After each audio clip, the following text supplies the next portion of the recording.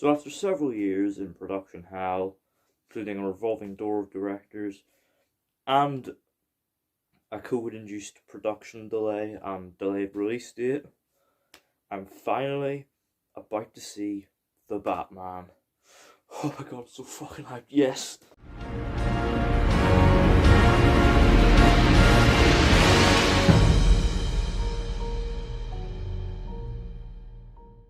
Hey guys, Roman and Reaper here, back with a very special cinema trip video. That's right, it's time for The Batman. Oh my god, I am extremely hyped for this film. All of the marketing for this film has been on point. All the trailers, all the posters, just everything about this film has looked amazing. I don't think I have been this hyped for a film in quite some time. Actually, that's a lie. I don't think I've been quite this hyped for films quite recently, since No Way Home and Dune. Incidentally, this has the same cinematographer as Dune. But yeah, I am extremely hyped to see this. As you can see, I'm wearing proper Batman apparel here. This is me as a kid dressed as Batman. Robert Pattinson's got nothing on me, by the way. But yeah, I'm head out to the cinema in a bit. I'm struggling for words here. I'm so hyped. We head out to the cinema. Get my snacks, get my seat, and go and see my most anticipated film of 2022, The Batman.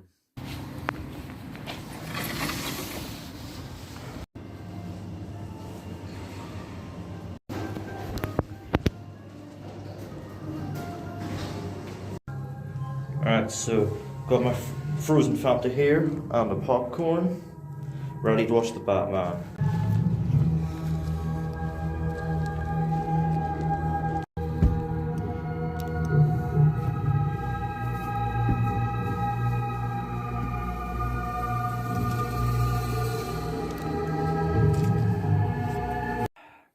So yeah, I'm just back from The Batman.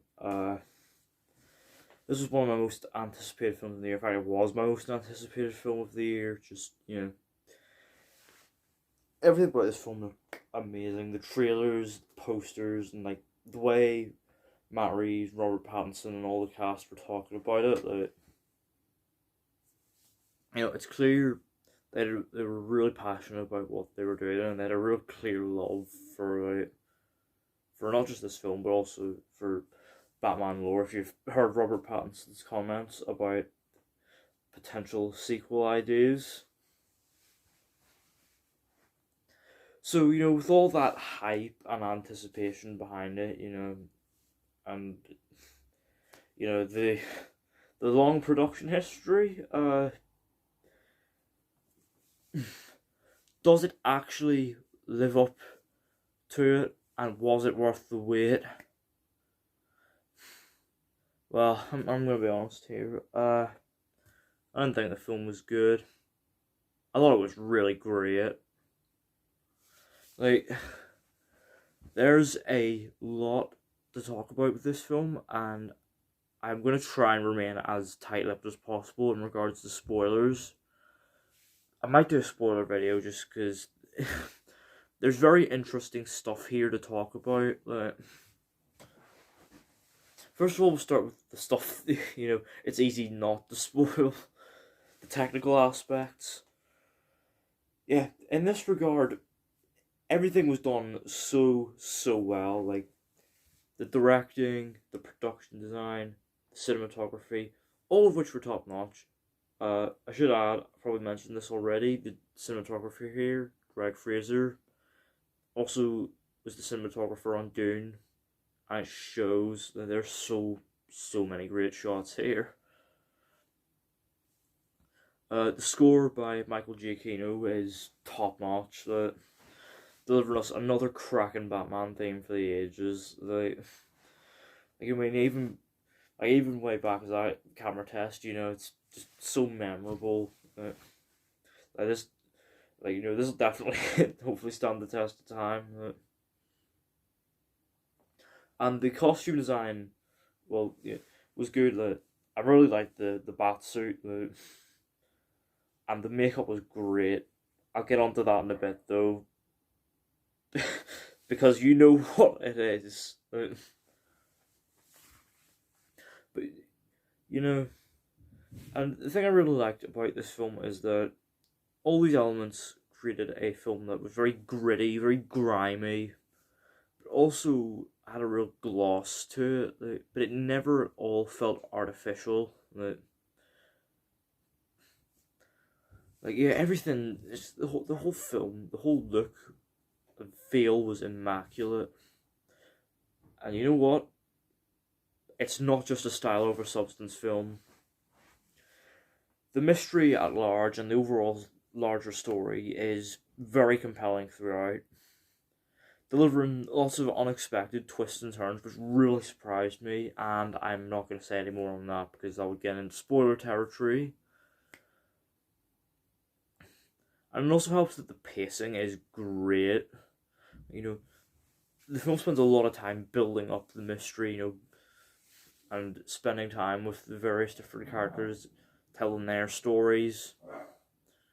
And then every once in a while, sprinkling in a little action set piece. All the action set pieces here are great, by the way, very exciting stuff. And obviously all done through practical effects, so you really believe what's happening. And all this, creates perfect pacing. Like, this never felt 3 hours. 2 hours 55, but it never felt it. In fact, it actually felt like 45 minutes shorter than it was. It goes by very fast. And the performances and acting across the board was great. I really, really like Robert Pattinson as Batman. I think he's a great take on the Caped Crusader. He really sells that brutal physicality in the fight scenes and that shadowy, intimidating presence. But he also has this sort of vulnerability in a way that the suit's bulletproof, but he can still be hit. And we see this because in some fight scenes he gets as good as he gives. It's like watching Bob Odenkirk in Nobody.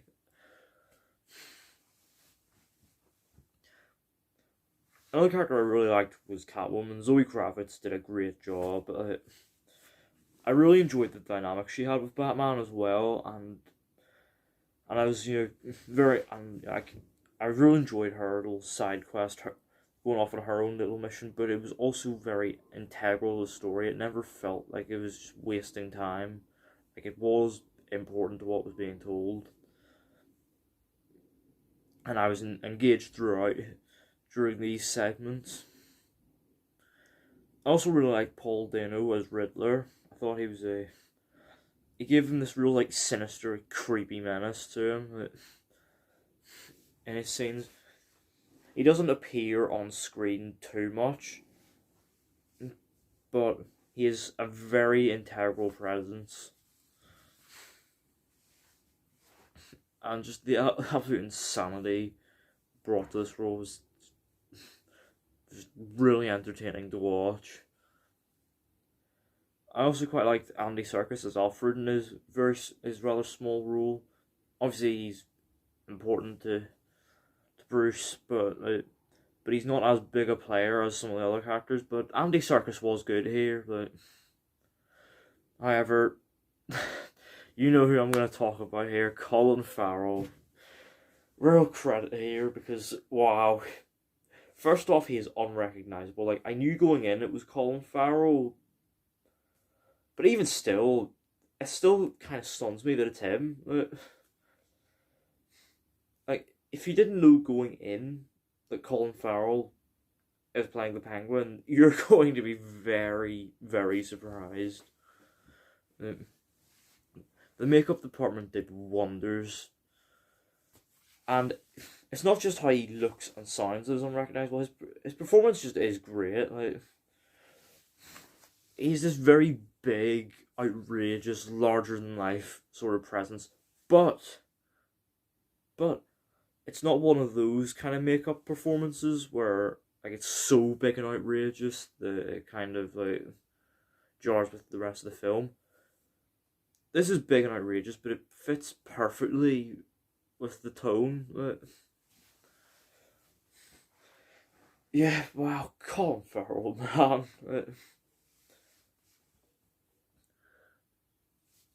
And, you know, this film, overall, I loved it. There is one little issue I have with it, and is that I wasn't particularly a fan of how some characters' stories wrapped up. They just kind of happened very suddenly, and then not much is actually made of it. Like, you'll understand when you see it. It's like wrapping up these characters' arcs just kind of was brushed to the side in a way. But overall, I still loved the film. Like, it was great time all around. You know, Matt Reeves did a really great job here, delivering us a unique new take on Gotham.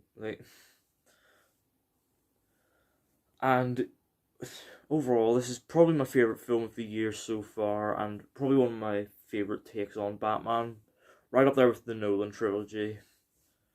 And overall, I'm going to give The Batman a 9 out of 10.